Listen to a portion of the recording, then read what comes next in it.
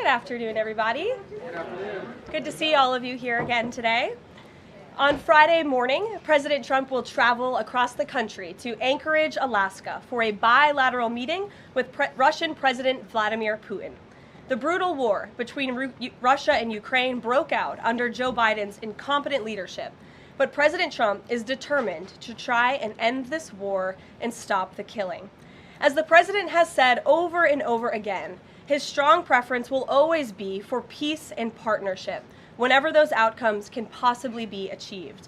There is no leader in the world right now who has been more committed to preventing wars or ending them than President Donald Trump. Just look at what took place here at the White House last Friday, when President Trump hosted the Azerbaijani president and Armenian prime minister and got the two leaders to sign a historic joint declaration for peace, ending a decades-long conflict that disrupted the region and claimed countless lives. In other news, we continue to see positive economic reports across the board. Today's CPI report revealed that inflation beat market expectations once again, and inflation remains stable. Overall, inflation has run at a 1.9 average annual pace in President Trump's first 6 months in office. Prices for everyday goods continue to decline. Energy prices fell in July, including gasoline, which is down nearly 10% over last year, and propane, which is down 2.5% over last year as well. Egg prices fell once again in July and are down 20% since President Trump took office. Shelter inflation, the largest contributor to overall inflation, is at its lowest level since October of 2021. Wage growth for American workers is beating inflation once again. As inflation declines, this administration continues to be wholeheartedly committed to putting more money back into the American people's pockets. American real wages are up 1.3% over last year and have increased each month since President Trump took office. And small business optimism, according to this morning's report, has also reached a 5-month high. Ignore the panicans and trust in President Trump. That is our motto here at the White House. The America First economic agenda is working. On another matter, yesterday, President Trump took bold action to finally restore law and order right here in our nation's capital.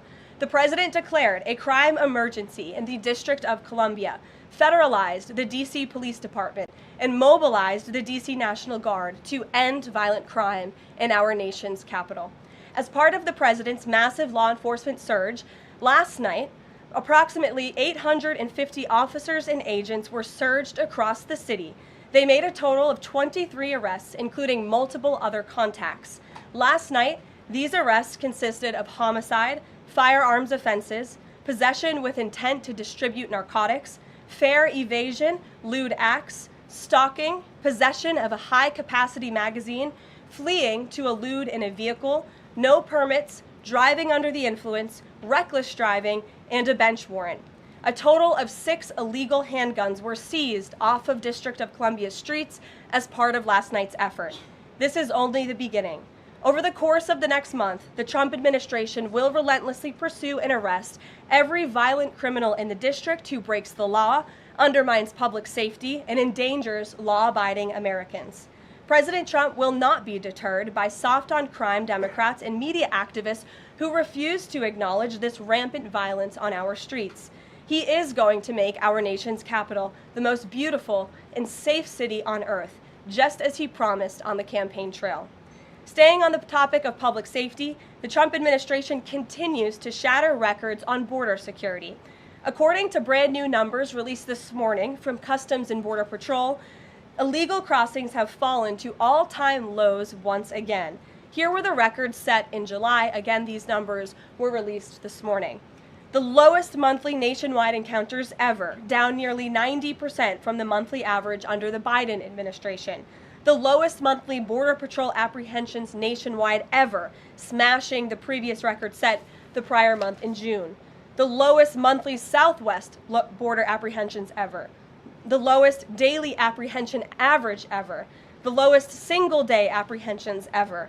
And for the third straight month, there were 0 illegal aliens released into the country. Let me repeat that remarkable statistic. For the third month in a row, not a single illegal alien was released by the Trump administration into the United States of America. This is historic. Under President Trump, this border is the most secure it has ever been. When you fortify the border, when you restore deterrence, and when you empower Border Patrol agents and our brave men and women in uniform to actually do their jobs to enforce our laws, like this president has, this is the incredible result. And in the interior of our country, criminal illegal aliens continue to be arrested and removed. Here are some of the criminals arrested by ICE in just the last few days. ICE Buffalo arrested an illegal alien from Jamaica convicted of attempted murder. ICE Buffalo also arrested an illegal alien from Ecuador convicted of leaving the scene of an accident resulting in death. ICE Houston arrested an illegal alien from Mexico convicted of manslaughter. ICE Newark arrested an illegal alien from Mexico convicted of the sexual assault of a minor. ICE Dallas arrested an illegal alien from Mexico convicted of assault causing bodily injury. And already the Trump administration has arrested more than 300,000 illegal aliens in 2025. Again, more than 300,000 illegal alien criminals have been arrested in the interior of our country in the first 6 months of this administration. And despite many false reports in the media, nearly 70% of these arrests have been criminal aliens with criminal charges or prior convictions.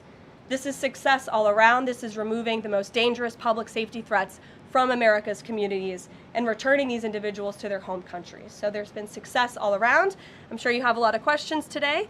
I'm happy to get to them, so let's get started. And as always, we'll start with our new media seat, who is our podcast host today, Benny Johnson.